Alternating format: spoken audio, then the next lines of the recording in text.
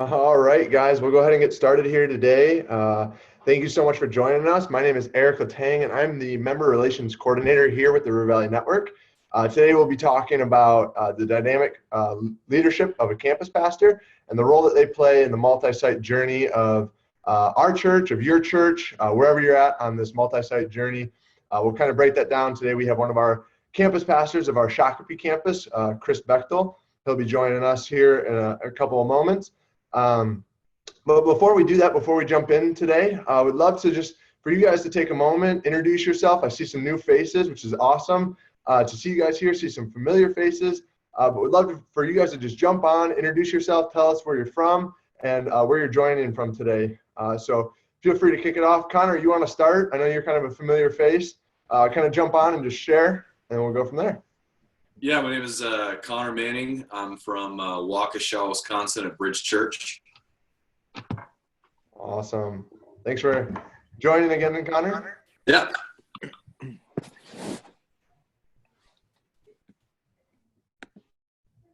Anybody else? Jamal, you want to jump in there? Sure. I'm Jamal Baker. I'm from the Church of Chapel Hill. I'm down in Atlanta, Georgia. Right on, right on. All right, who else do we got? Jay, I see you're kind of running around. What's going on, man? I know, bro. How you guys doing? Doing well. So glad you're able to join us today. I know. I'm excited. Totally excited. Thank you guys for having us. Definitely. Glad you're here. Who else do we have out there? My name's Caleb. I'm go to the same church as Jay in Hagerstown, Maryland, so he extended this invite to me. So, and yeah, I'm very much lowercase assistant campus pastor at one of the campuses that Jay's a part of. Very cool. Very cool. Thanks for joining us today, guys. Hopefully we have some good content to share. And who else do we have out there? I see Brian. Got Jacob. A couple more guys. Jump on and say hello. Yeah, what's up, guys? My name is Jacob LeBlanc. I am looking to launch our first campus from Element Church in St. Louis. Nice. We're excited to be a part of this. Thank you guys for having me. Awesome. Well, so happy you guys are all here today. Excited to talk a little bit more about multi-site, some of the front lines of multi-site and the structure that we have here, and some of the things that we've done that have helped us to succeed in our context. And so the structure for today, we'll start off with some content from Pastor Chris. He'll share a little bit, and then at the end, we'll go into Q&A. We would love to keep this conversational. These LeaderCasts, we really want to foster the collaboration of the network. We want to hear from you. We want questions to be asked. We want to really break down this content to really get a contextual feel for it and just be able to take away some good valuable points from today's time. But before we jump into it, I'd love to tell you a little bit about conference this year. If you haven't been, conference is our largest event. It's May 22nd and 23rd here at Apple Valley campus. We're so honored to have Chris Hodges of Church of the Highlands with us this year. And we restructured it a little differently with our app sessions this year. We'll have 18 app sessions in total, kind of hitting all spectrums from next gen creative to church growth. But Pastor Chris will actually be leading a app session on leaders and distinguishing leaders and resourcing them. And so he'll talk a little bit about that and what he'll be doing. But we'd love to have you guys out for conference. I'll drop the link in the chat. Registration information on those app sessions are there. We'd love to have you and your team out. There's something for the whole team. If you guys have any questions, feel free to reach out to me or any of us here at the network or church. We'd love to tell you more about it and love to have you here. But without further ado, Pastor Chris has kind of held multiple positions on the team here.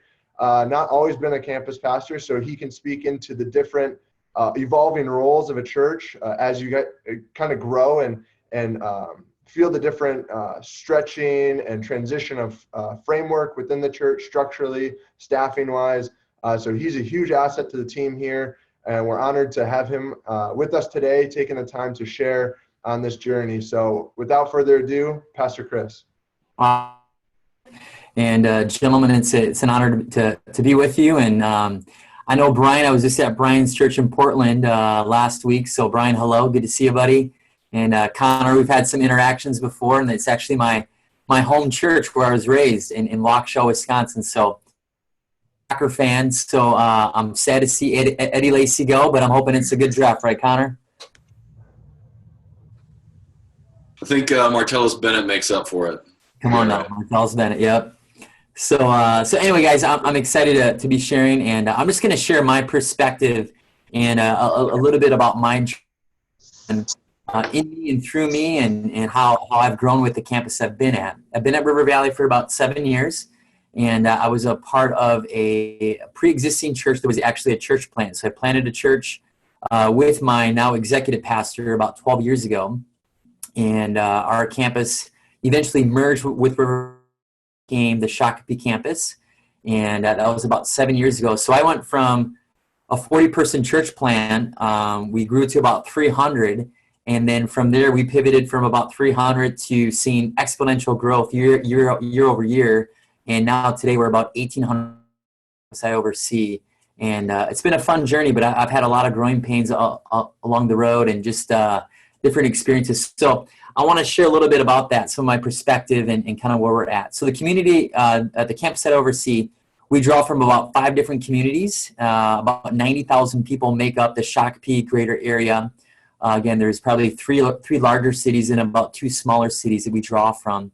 And so it's been neat just to kind of see our reach go from just one community to several communities. And so that's happening.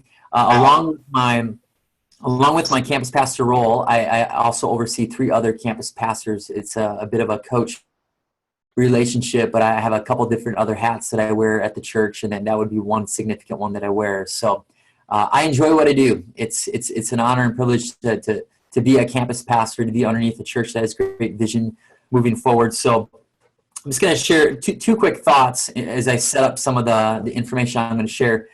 There's a lot of multi-site models out there. So even as I share, this isn't the perfect way to do things. I think that there's many different 2.0s and iterations of multi-site 3.0s that are out there that you guys can glean from. So this is truly our perspective and what has worked for us. And we're still trying to figure it out. We just had a big meeting last Tuesday with a bunch of campus guys, realizing like, hey, our model's good, but there's more refining we need to do to really make it effective for our church. And so we continue just to tweak it and shape it.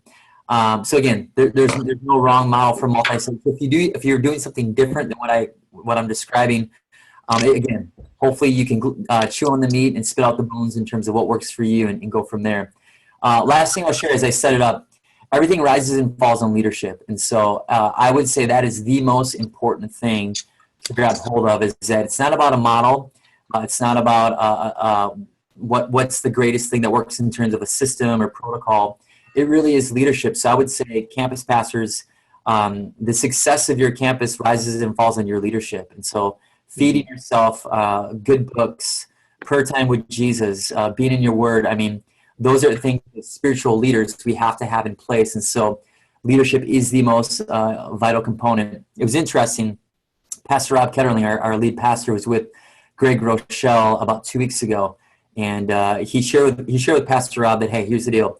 My preaching is good.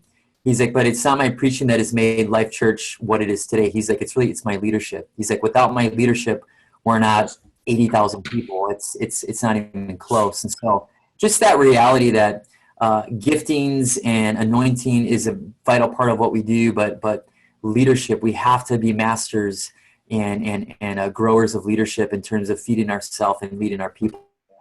That's vital.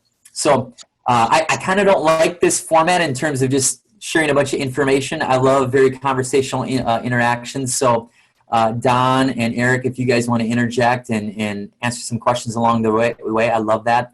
But either way, I'll just start plowing through content, and you guys can chime in if you have questions. 3 different parts that I'm going to break down for us in terms of being a successful dynamic is, I guess, the word campus pastor. First thing I'm going to share is the function of a campus pastor. So I believe that there's 3 key areas that a campus pastor needs to make sure that they are covering on a consistent, almost weekly basis. The first area would be to provide pastoral care. And so I don't do all of the pastoral care for our campus, but I certainly am the primary person that is overseeing the shepherding of our campus. And so that would mean a hospital visit to a key family that just had a baby. I had literally this morning, I had a hour and a half prayer meeting with a guy that has some strongholds he was praying through. I have a 4:30 meeting right after this with a couple, which he just confessed to an affair. So there is a large degree of pastoral care that I do. I probably do a third of it for our campus in terms of so I got 2 other key pastors that do a lot of the benevolence requests. If someone wants to meet with a pastor, it's not me. It's one of my other pastors on the team. I don't do everything. Pastoral care is obviously takes time. And so I try to be very specific and meet with. I want to make sure it's going to be a couple that I need to meet with. So pastoral care is one key role. Second key role is connection with influencers and key leaders. And I've just found if I'm not having eyes for people that are influential or eyes on people that are emerging leaders, then I feel like I got to meet with everybody. So I really try to make sure that I am aware of who's giving, who's serving, who's got leadership capability, who's emerging, who's got an anointing or a calling that I see that I've identified, who's declared that they want to be in ministry. Looking for those people that I can connect with and I can pull up to the next level, help them ascend in their leadership. So I try to do that as much as possible. Key donors. We kind of talk about key donors a lot at our church, and I'm just going to touch on that real quick. 2 things on that. What I found is that your key givers, you have people but then you have people that are on with above and beyond giving, whether it be for a building project. Kingdom builders is what we call it in terms of above and beyond giving. It's almost always the case. If you got a key giver, they want to be invested in ministry. They have the gift of generosity probably, but they have leadership giftings, they have teaching giftings, they have care ministry giftings. They want to be invested in your ministry. So I have a dashboard that I look at that shows me my top 20 givers at my campus with tithe and with above and beyond giving. I don't see dollar amounts, but I see listed out who is engaged and who is invested in my campus. 2/3 of my top givers are my deacons, and my deacons are key leaders at our campus. And that's partly by design, and it's partly by just the nature of how it works. They are invested in giving, and they want to help steward and own campus ministry. And so, again, it's my responsibility to identify who is invested, who wants to serve, who's a giver, who's a donor, and I want to help pull them to the next level of leadership to really make them owners of the ministry. Third area would be invest in staff and deacons. Kind of alluded to that already, but my staff view me as one of their pastors, and I would say for most of my staff, I am their primary pastor. Now they have a lead pastor, we have a great executive pastor, they have a department head.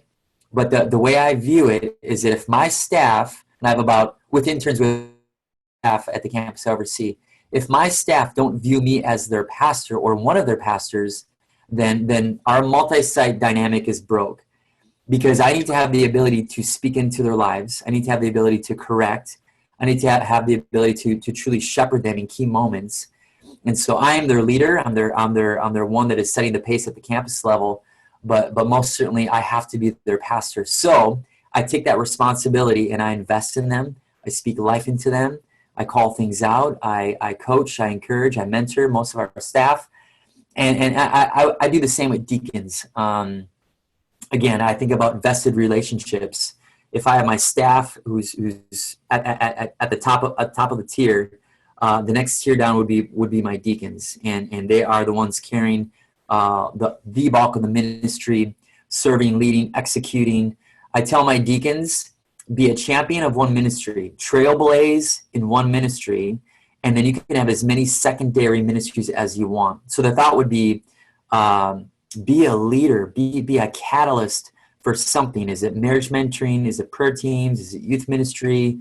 Is it cafe? Whatever it may be, whatever their passion is, I want them to grab hold of it and own it more tightly than I would or my staff. Own it as much as you can And if they can give me a concentrated effort of leadership in one key area, I'm going to win. My campus is going to win. And then beyond that, you can serve on the parking team, you can shake hands, you can pass the bucket, you can be ushers, hold babies, whatever. But I call them to be champions of a ministry. And then with that, I have to make sure that I'm investing into them. I know what their needs are. If I can resource them better, if there's a personal thing that they have going on that I can be there for as a pastor, I want to make sure that I'm engaged and dialed in. And so I would say that's been significant for me. At 1,800, again, going from 40-person church plant to a 300-person church to all of a sudden we see this wild growth. I had to figure out, like, who do I connect with? Like, who are the people that I need to be invested in on a relational level? And it really is my staff and my deacons.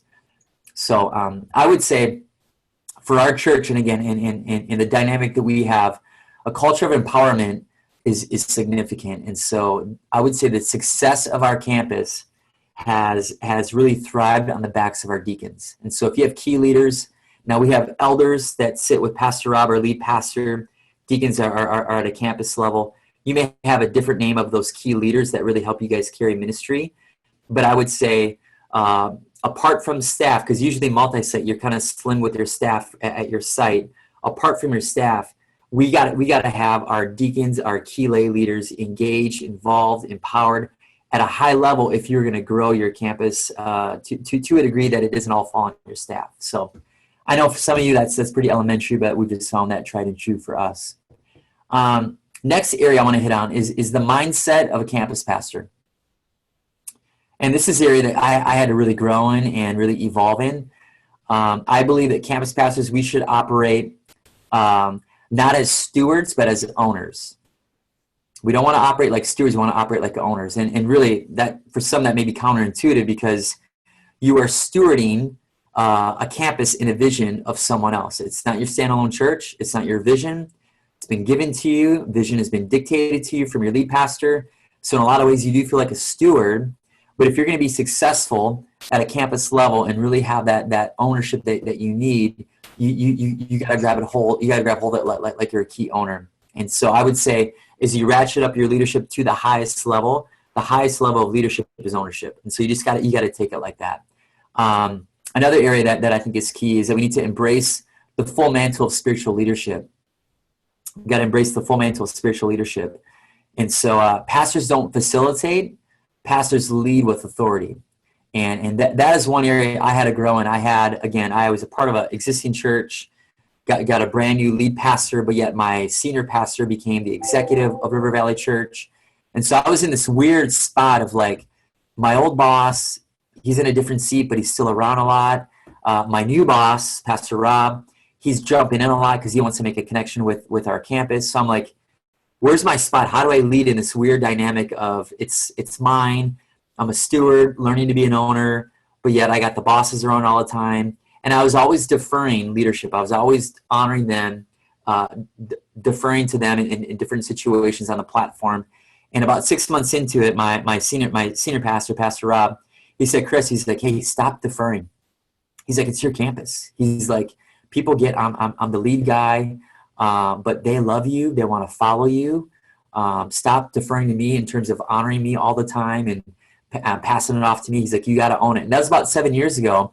And that was a pretty critical moment because, again, I was trying to figure out how do I grab hold of this when it's not really mine. And so, again, I had to learn how to be an owner of something that isn't mine. But then also I had to realize most weeks people are looking to me for spiritual leadership. They're going to get great teaching from my lead pastor, but they need leadership from me. And so I had to grab that full mantle of spiritual leadership and embrace it. And in some regards, I had to lead it like it was a single site. I had to make it Shakopee campus. We are part of River Valley Church, but really we're Shakopee and want to impact this community and surrounding communities. And so I had to really take on that leadership and make it authoritative. I would say that the times when people give me the most feedback in terms of how a weekend went are times when I really step out and I lead them into a place during a prayer time or an altar time where they feel like Pastor Chris is pastoring me and shepherding me at a level that I can't get from the video. And so Pastor Rob is going to give great teaching and pontification upon scripture and great points. He's an amazing teacher. But then I hop in live and I'm giving application at an altar call, application at an offering spot, application at the end of a worship set, where I can take them places where a video can't take them. And so again, I don't want to belabor it, but I think spiritual leadership from the front, owning it. Again, we're not facilitators. We are pastors, owners of a campus, and we need to exert our spiritual leadership to really take our people places that God wants them to go. Kind of on that note, I believe a campus pastor will pastor many, but not everyone. So there are certain people, especially your sharp entrepreneurs, executives, high-level leaders. I've just found high-level leaders, they want to get connected to as far as they can go to the top. And so there may be key people at your campus that I found in our campus that they will follow me, but they want to be pastored by Pastor Rob or Pastor Darren, our executive pastor. And I can't take offense to that. If anything, that is the strength of multi-site, that there's several different pastors that are high level, that have great wisdom and stewardship that people are saying, hey, you know what? I want Pastor Rob to really be my guy, and I want to meet with him and connect with him and talk about my Kingdom Builders giving, or talk about, different marriage issues that I'm going to have. They're not going to come to me. They're going to go to Pastor Rob. That doesn't happen a lot, but it does happen a little bit. And what I've found is that I can't get offended by people that don't want me to pastor them. But what I do have to remember is that I have to have the ability and the authority to lead everybody. I have to lead my whole campus. And so I'll give a real example. We have a key donor at our campus. He's actually, him and his wife are the largest donors at our campus, or at our church. And he attends our campus, great guy. But over the years, I've realized Mark and I, we're great friends. He supports me, he encourages me, but he's not looking for me to be his pastor. He's looking for me to be a great spiritual influence and a great friend, and again, confidant. He's going to spur me on. But his pastor is Pastor Rob Ketterling. And I don't take that as a slight to me in my leadership, but I've realized in key moments, I need to have the authority to lead Mark. Great guy. And there's no conflict, nothing weird. But I just need to know that in my own leadership, I have to lead the top giver in the church. I have to. He's at my campus. He's going to take my lead. And as we have different initiatives and different things we're trying to accomplish at the campus, I have to take that point leadership and lead him strong. And so there could be people at your campus at times that they come across intimidating, or they want to be connected just to your lead pastor or to a different pastor. It's all good. That's the strength of a multi-site model. But at the end of the day, I'm going to lead them, and we have to lead people as strong as we can. So next thing I'll share, again, mindset of a campus pastor. We have to lead with hunger and humility. And again, that's pretty self-explanatory. But I'll say this, two quick things about that. There's an authenticity that people are attracted to. And if you're up there going through the motions, and you are the facilitator on the weekends, and you're coming from a different community to just be the standing guy, people they're going to sniff that out. And so they want to know that, man, you're for them, you're working hard for them, you're bought into who they are as people. There's an authenticity of hunger, like, hey, I want to connect with you. I'm not just here on the weekends to be the pastor on call or on duty, but really I want to make a heart connection with you. And so I think that authenticity goes a long way. And then one thing I did early on, and I didn't necessarily do it from the front a lot, but very much in private, in meetings. There were key leaders and influencers at my campus that I said, hey, here's the deal. I'm a year into this, and I'm still figuring out my stuff. I'm still figuring out how to do my job. I need your help. You're 45 years old. You're 50 years old. You are a leader. You have your own business, whatever it may be. Can you help me? Can you speak into my leadership? Can you advise me, so to speak, and really get behind me and what I'm doing? Can you help champion key ministries that we're trying to get going off the ground? And so I was pretty candid with key people, and I was like, hey, I need your help. I can't do this on my own. I'm not sharp enough. I'm not smart enough. I'm not gifted enough. I need you on my team. So it's the whole adage of, seek out your influencers, to get them on your team, get them invested in what you're trying to accomplish, and then you'll go further faster. And so I think at times as pastors, there's this desire to present ourselves like we have it figured out, like we have it under control. And at times that's just not the reality. We're trying to figure out what it means to lead a multi-site campus. Maybe if you're a new multi-site campus, it's just you're trying to figure out who's in the room and who's with you, who's not with you. And so I think seeking out key people that you can say, hey, I need you on my team. Can you help me? I want to get the victory in our community. Can you partner with me to really do that? I think goes a long way. So that would be humility. Next area I want to hit on real quick is heart of a campus pastor. And I'll say this with that key thought. As campus pastors, we need to love the church. We need to love the church. Hear me clearly. We got to love our church, but we got to die for our campus. And that may create some tension even as you think about that statement. Love the church, die for the campus. But here's what we've seen, and here's what God did in my own heart. Our most successful campuses are the campuses where the campus pastors are bought into the community.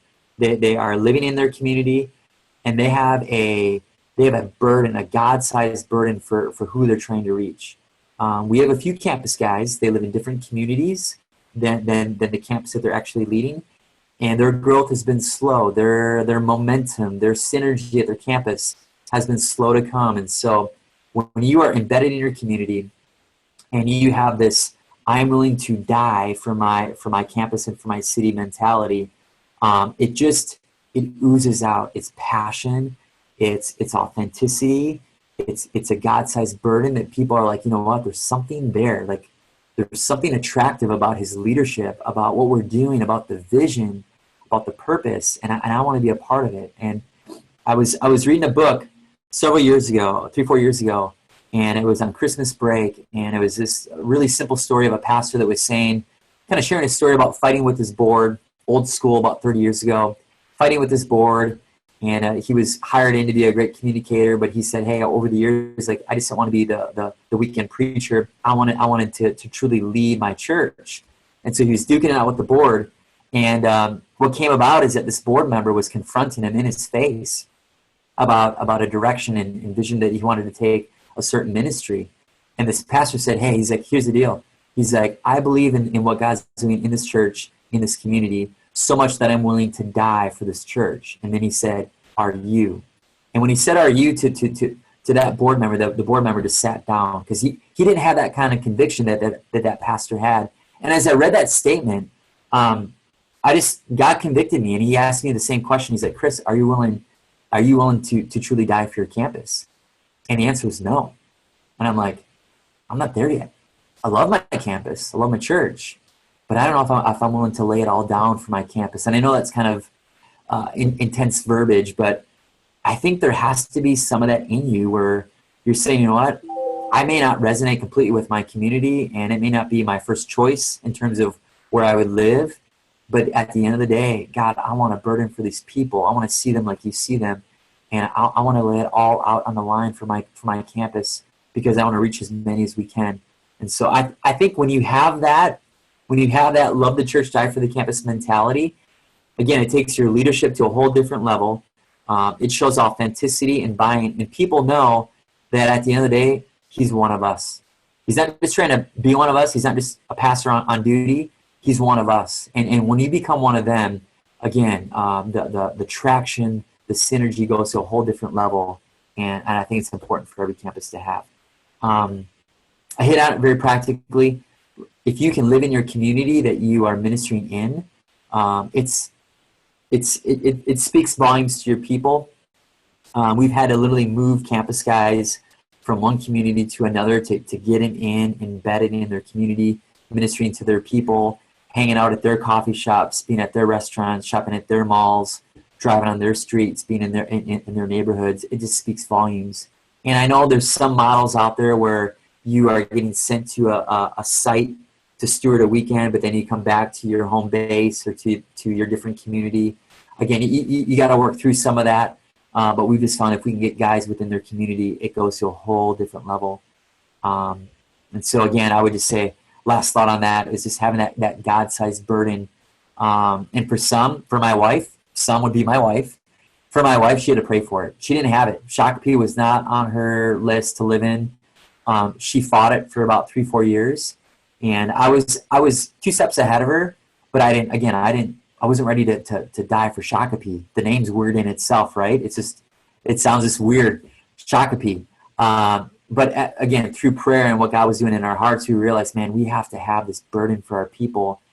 And my wife was one of them. She had to have God drop it in her heart, and He has. And it's been really cool just to see her effectiveness in ministry and her buy-in to our community go to just whole different levels. So I'll stop there. I don't know how long I went, but that's where I'm at. I'd love to have you guys fire away with questions or ask something intriguing if I missed something. If you got a perspective you want to share, go for it. Yeah, no, that was great content, Pastor Chris. Thank you so much for sharing. Like you said, we'll go into a time of Q&A. Really would love to continue the conversation. Love to hear from you guys on different aspects of multi-site, where you're at with multi-site. If you have things that are related to this topic or just related to multi-site in general, feel free to jump on and ask those. This is a time that's open. It's open platform. It's not super formal, so we just want to be able to just develop this content and continue the conversation around it. So don't be shy. Feel free to jump in when you have a question and ask that. Hey, Chris. When we met with you up in Minnesota, you shared some stuff with us that I thought was really helpful about the pace in which you meet with key influencers and leaders, both in the church and in the community. Could you share a little bit about that?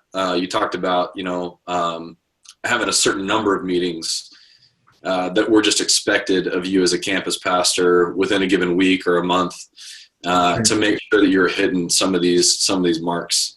Good, great question, Connor. Yeah, we are asked to have about 8 to 12 meetings a week with key leaders and influencers. So that would be outside of our staff, outside of our kind of regular rotation of key people that we're meeting with. If there's new people, leaders that we're trying to mentor and raise up, we want to have about 8 to 12 of those meetings a week. So when you think about your week, it really makes you intentional about how you're spending your time. And so I meet with I have 4 pastors from my campus that report to me. I meet with those guys on a bi-weekly basis, not every week. So they each get 1 hour with me. I have an open door policy, so they're always bumping in. But I don't meet with them every week. It's bi-weekly. And then I have a staff meeting once a week, staff and prayer, that we have together at my campus. So I feel like I'm giving my key staff and my key leaders enough time so that as I move out into the community, meet with key leaders and influencers, top givers, new families that I'm trying to pursue and connect with, I feel like it's a good pace. And so my job, I would say, is heavy relational. So there is some minor administration that I do, but I try to work through our staff so that I can be freed up to really pastor people. That's probably my bent, is to shepherd. I feel very much a calling to shepherd people. And so the thought of like, hey, having 8 to 12 meetings in addition to mentoring your staff and leading your staff isn't daunting. If someone said, hey, I need you to put in 15 to 20 hours of administration work a week, that would probably bog me down. And so I would just say for you guys, got to find your balance, your sweet spot, but you can't supplement too much that pastoral connection. There's only so much other staff can do. You guys really have to be out there meeting with people and winning them over for the church. And I'll ask another question if that's okay. Just keep it going. But I know you guys work with a kind of a model where there's, the employees at your campus are your employees, but then they're resourced by someone at like a central services type of location. Like, how do you manage the tension between those two points of leadership? Maybe when at times there's conflict between what you're asking somebody to do and wanting them to do, and if there's conflict with the direction that they're receiving or their interpretation of that direction, at least, how do you manage that conflict and how do you work that out?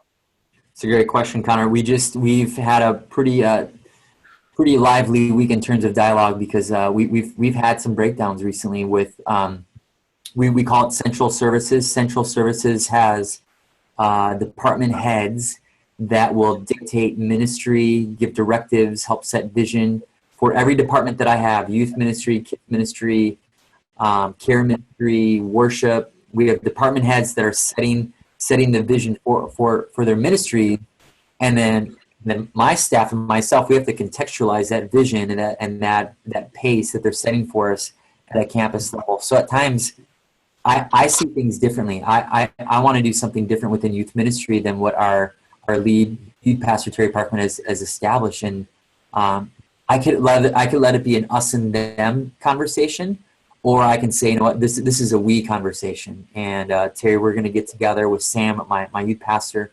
We're just going to figure out what is the win for Shakopee versus saying, you know what, it's got to be my way or the highway. There really has to be a partnership with Central, and it's going to sound really silly. And again, at our level, we've allowed it to kind of get away from us. But on Tuesday with our campus guys, I shared a teaching with them, and we just talked about, guys, enough emails, enough curt text messages. We got to get face to face with our counterparts at Central, and nothing beats face to face conversation because there's body language, there's tone, there's engagement. You can read so much, and at our size organization, but I think it happens at any size. You're zipping off emails left and right, and you can't catch tone, you can't catch heart, you can't catch the warmth of that relationship. And so we really had to say, guys, we got to take ownership for our breakdown in this relationship. And if that means we got to make a 20-minute drive to have a coffee date with department heads to solve a key problem, we have to do that. So, Connor, in sum, I would just say the bigger you get, but I would say really from the outset of Central campus, as you get that established, there's always going to be this tension of Central and campus. And so I think fostering genuine relationships with key staff members on both ends is vital. If it's just a working relationship and it's an exchange of emails, it's going to break down, and you are not going to like the person on the other end of that email. It's not going to work. I've had with Terry and I, we've come a long way, but Terry and I, we went toe to toe, and it was not God honoring. Just we had a difference of opinion, and we saw things differently, and he wasn't backing down, and I wasn't backing down. But we didn't foster that relationship. So we came at it already at odds, and it's like this shouldn't be the case. So we had to foster that relationship and take ownership of it. So it's definitely, as Andy Stanley says, a tension to always manage. It's never going to go away. Yeah. Thank you.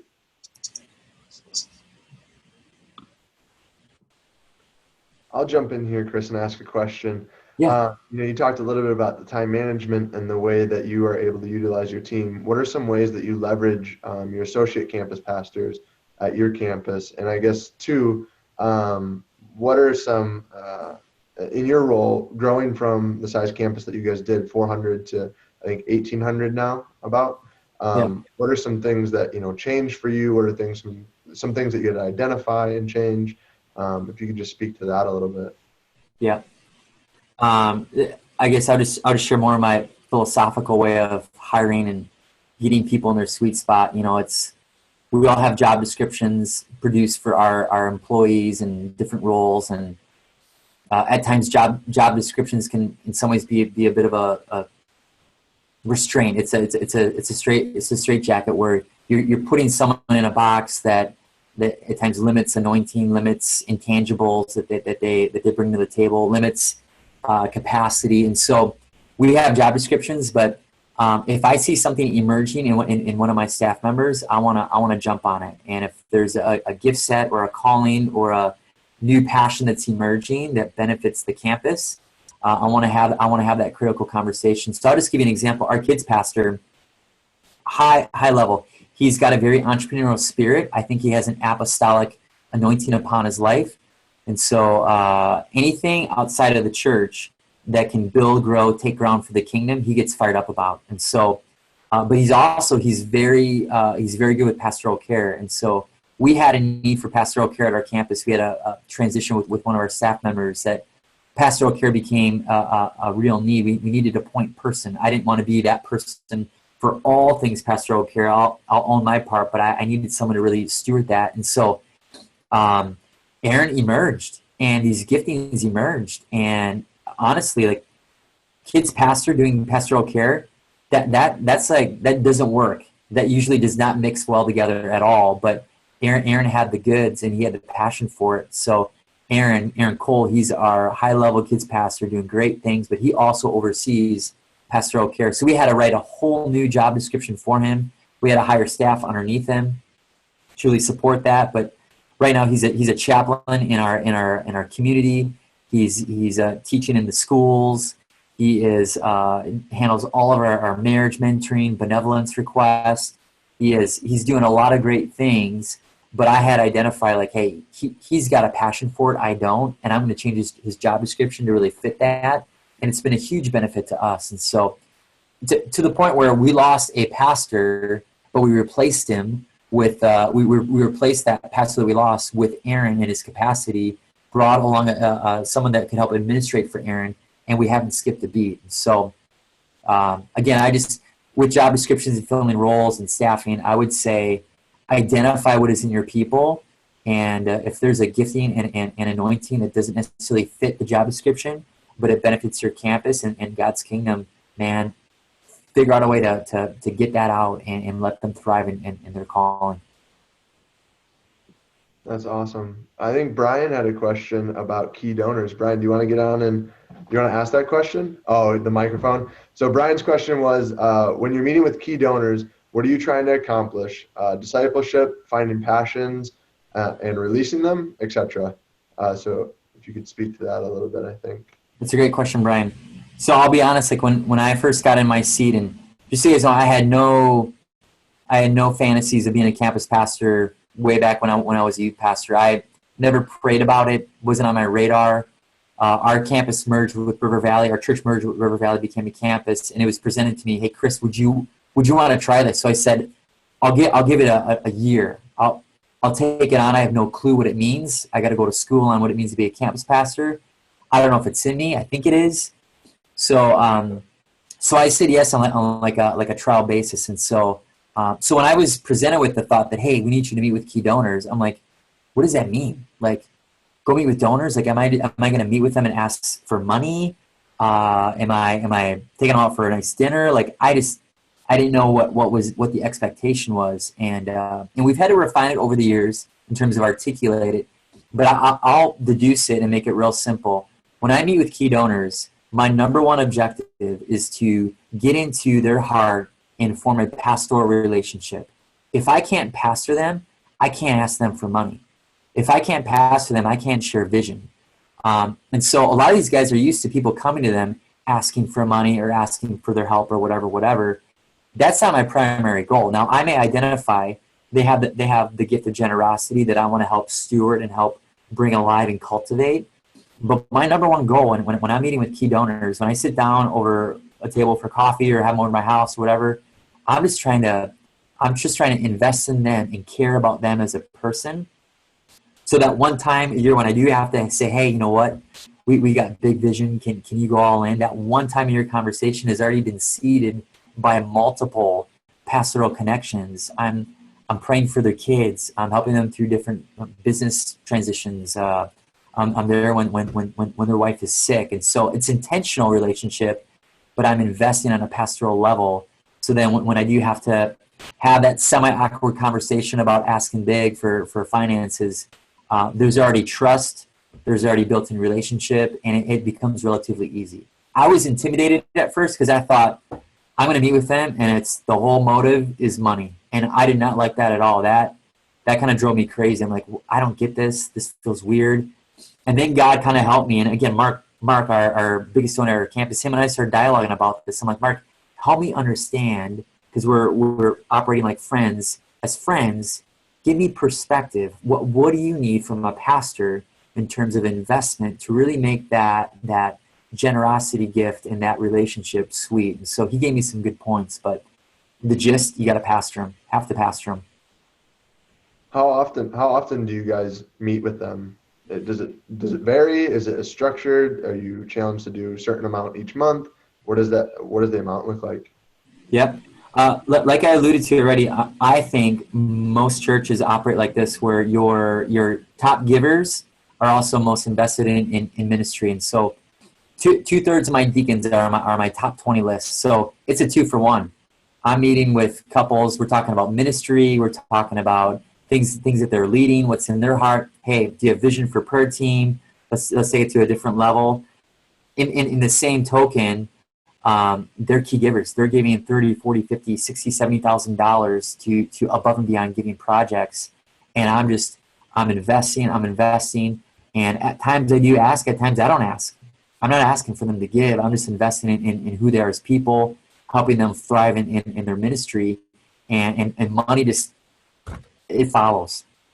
So to be specific, Eric, I would say with those that are leading key ministries that are top givers, donors, it's probably 3 to 4, maybe 5 times a year, depending on how invested I need to be in their ministry or in that relationship. So 3 to 5 times a year. Awesome. I think Todd and Jay had a couple questions kind of along the same line. Todd's mic isn't working, so I'm going to go ahead. I'll throw this one to you, Chris. But you're just saying, what is the turning point, or what was the turning point in your campus that created such a momentum launch for it to go from the 300 to 400 range to the 1800? I think it's 1800 range. And then Jay's question was kind of the same thing. What shift did you make in your leadership to break the 1,000 barrier at your campus? So kind of 2 momentum growth type questions. What are key things that you identified to do in order to propel and build that momentum to get over that mark, that number mark? Man, those are great questions. You're making me think and reflect on some really great years. I would say that the biggest thing, and everyone has their own leadership style, and there's different momentum factors, even within our dynamic at different campuses, different factors that are leading to really great growth. For me, it was when we built a core of people that were bought into me as their campus pastor and bought into the vision of the church. And so, again, core people would be its key leaders, deacons, staff. They bought into me as their leader, so that when I was asking things of them, when I was kind of laying out vision just for my campus, they're like, yep, we're good. We're all in. What do you need us to do? You need us to serve. You need us to lead, roll up the sleeves, whatever you need. So there was a turning point with leadership where there was a buy-in, where I had critical mass for leadership. Not everybody in the room, but I had enough critical mass of leaders, not just 10 or 12, but I had hundreds of people that were saying, Pastor Chris, we're all in. Let's go. What do you want us to do? That was significant, because I felt that push. They were pushing me forward in my leadership, and it was a bit of a wave of leadership that kind of rolled through our campus. So there was that, and then you can't replace a visionary leader with really anything. We need to supplement vision for our campus, but I can't set vision for the whole church. That's not my job. And so to have a visionary leader that wants to take ground, that isn't satisfied with the status quo, that wants to see salvations, life change. One thing, I just got a phone call today from a lady. She literally said, she's like, Pastor Chris, she's like, the one thing on her voicemail, she's leaving this 3-minute voicemail on my phone. She's like, the one word that comes to mind since we've been at the church that has kept us here, that we love, she's like, you guys are inspiring. She's like, we're inspired to do more. We're inspired in our walk with the Lord. And so there's a degree of inspiration that is a big part of our momentum as a church and as a campus. And so again, you may have a different ingredient that is like, that is the X factor to who we are as a church. But I think once you discover your X factor in terms of what makes your church special and unique, leverage that like crazy. Leverage it. I know, like Greg Rochelle, he talks about when they first started their church, he had to think about, what is the one thing that is going to make us different? He's like, I'm in the Bible Belt, churches all over. What is the one thing that's going to set us apart? And then you maximize that as best as you can. and you let that be your X factor. And I'd say inspiration really is one of our X factors. That's great. That's great. And Pastor Rob actually did, for those of you who are here, Pastor Rob did a leader cast on calendar momentum. So just talked about different ways to build momentum throughout the year, strategically planning events around the community and timing of that, like our miracle offering, just the timing of all that and how to build momentum through those key calendar events. So that's in the leader library if you'd like to view it. It's recorded. But do we have any final questions as we wrap up? Any last question anybody would like to throw out before we wrap up with Pastor Chris today? Hey, I should just add one thing, just so in full disclosure. I think Todd asked this question. So we went from 300 to about 1,000 in the course of 4.5 years. So we saw that kind of growth in 4.5 years. We had a building campaign where we moved into a brand new 34,000 square foot facility. We went from 1,000 1 week to 3 weeks later, Easter Sunday, we had 2,600 people show up at our campus, our brand new campus. And then so we had that crazy growth, which our people were so ready for. It was awesome to see. We settled at like 14, 15. That was about 2.5 years ago. So we're pushing 1,900 right now. But having that going from a retail commercial lease space into a standalone state-of-the-art building, that was a huge catalyst for growth. So we kind of had that in there. That again, I want to let you guys know that was a huge factor for our growth and push us to a whole different level of just growth.